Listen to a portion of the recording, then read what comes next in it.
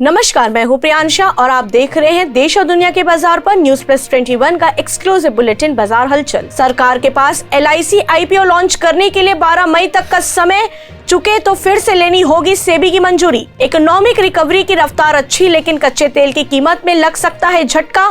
RBI MPC सदस्य ने बताया, चालू वित्त वर्ष के पहले 11 माह में सोने का आयात बढ़कर 45,000 करोड़ डॉलर पर देश का व्यापार घटा भी बढ़ा भी। मॉर्गन स्टैनली ने 2022-23 के लिए भारत के वृद्धि दर के अनुमान को घटाकर 7.9% किया। 16 मार्च को फेडरल रिजर्व का आएगा महत्वपूर्ण फैसला, बाजार पर दिखेगा बड़ा असर। बिटकॉइन की कीमत में तेजी, एथेरियम में आई गिरावट। होली से पहले ICICI बैंक ने दिया तोहफा, फिक्स्ड डिपॉजिट की ब्याज दरों में किया बदलाव। सेबी के पास नए दस्तावेज जमा कराए बिना सरकार के पास LIC का IPO लाने को 12 मई तक का समय। वेस्टर्न एविएशन कंपनियों को झटका, लीज के 523 प्लेन को रूस देश में रख सकता है। प्लेन को बाहर निकालने के लिए 28 मार्च तक का समय। EPFO ने घटाई PF की ब्याज दरें, 2021-22 में प्रोविडेंट फंड पर मिलेगा 8.1% ब्याज। ऐसे ही तमाम जानकारियों से लगातार अपडेट रहने के लिए हमारे चैनल को लाइक और सब्सक्राइब करना ना भूले।